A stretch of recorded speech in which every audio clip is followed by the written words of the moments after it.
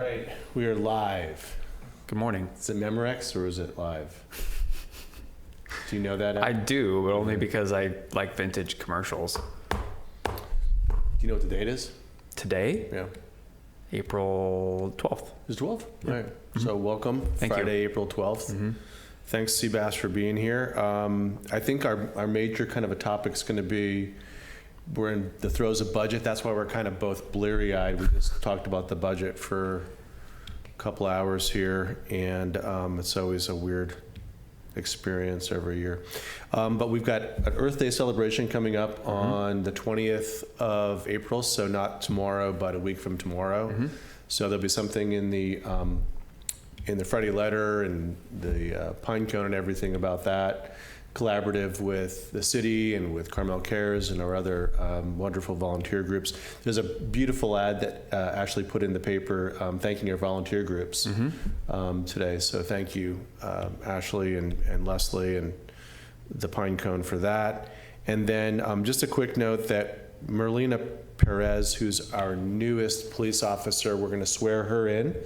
Today? No, next Friday. Next Friday. Next Okay. Friday the 19th at 4 p.m. So that's a public. You're welcome to come and say hello to Officer Perez and her family and other officers. It's a nice event. It's a really nice event.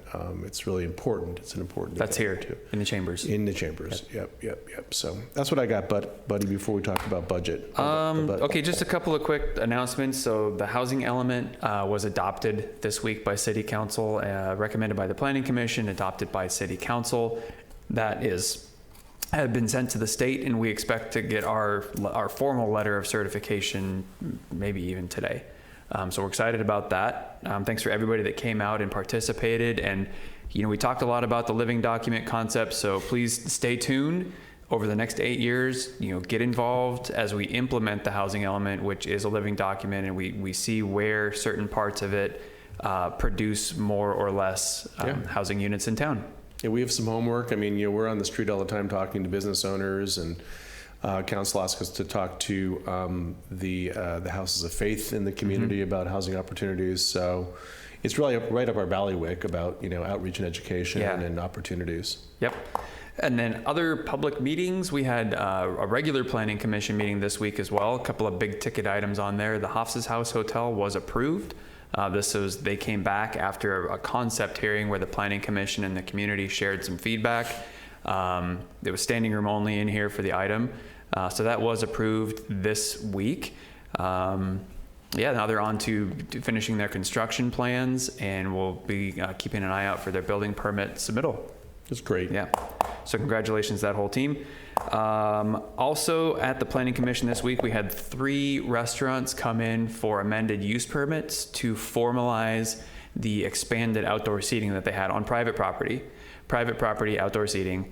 And so we had 3 restaurants that came through this week and had those use permits approved. On the sidewalk?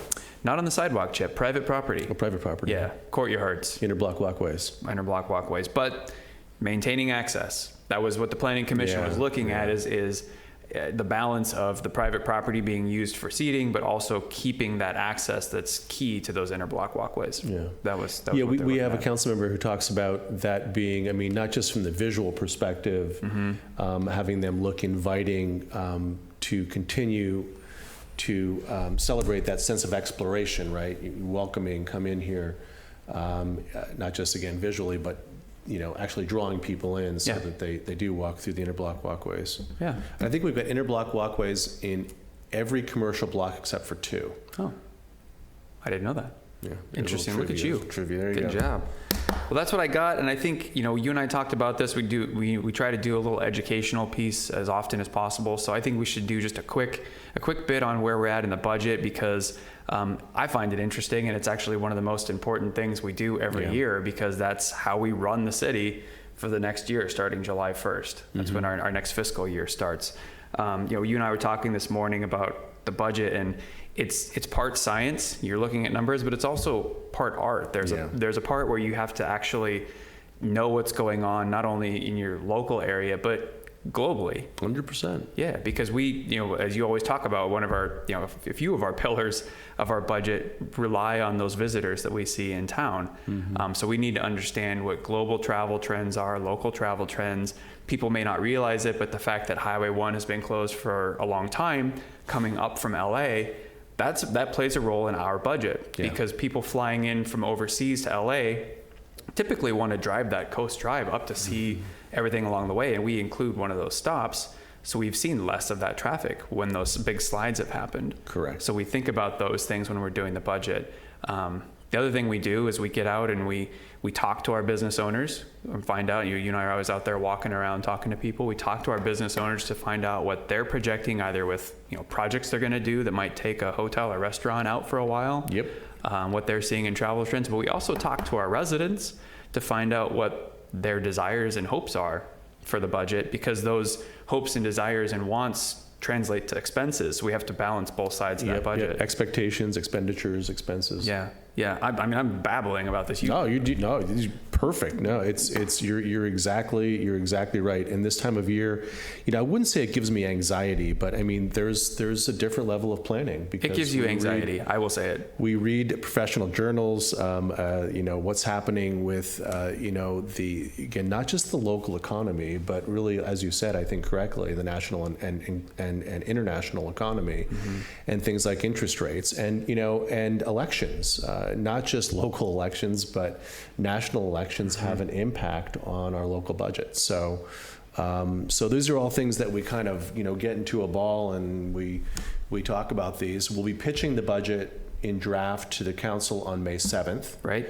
And then we're going to have a study session on the budget. I think it's on the 21st. I don't know if we've confirmed. Yeah, we haven't locked that date in yet, but it'll be later in May. Yeah. We've got some council members going. We'll be not in the village, so they'll Zoom in for the meetings. But again, I keep coming back to a decade ago when Mary Schley asked me, make the budget tangible, make it understandable. So again, if it's not, then we want to hear from you. But putting the book in a way where it's lined up, so we talk about revenues and expenditures and expectations and capital work and debt service and investments in a way that is a real page turner. And I think we've done a good job with the diagrams, but again, there's always room for improvement. So. Yeah. I mean, the upshot of all that is that the budget, so we have these conversations, we do all this thinking and supposing, and then we take that to the city council, and they also have to do that as well. They take the information that we've gathered for them, but that's when you come to these budget meetings, and hopefully you come, that's what you'll see happening, is they're having these same conversations, like what are the trends, what's going on? That's why it's important for the community to come here as well, because then more thoughts and more feelings and more ideas about what's going on in the world and how it impacts our budget makes it a better budget. Yeah, we always hear about, this is a pretty hyper intelligent community. So, we have friends in the community who are Nobel Prize laureates in economics that we bounce things off of about expenditure, about expectations, revenues especially. And then, again, we've got some ongoing expenditures for debt service, some of which are locked in, some are more variable, like our pension liabilities. So again, those numbers go up and down based on a couple of things, like how the stock market's doing and life trends. So again, it's not static. We don't just build in an X% revenue and expenditure increase, and that's, I think you characterized it very, very well, where that's where the art form comes in. Absolutely. Good times. Absolutely. So now I'm thinking numbers. That's why I'm spaced out. I'm thinking numbers. It's okay. And I'll spend the rest of the weekend thinking about it. That's right. Well, while you think about numbers, we're going to tell people to take good care.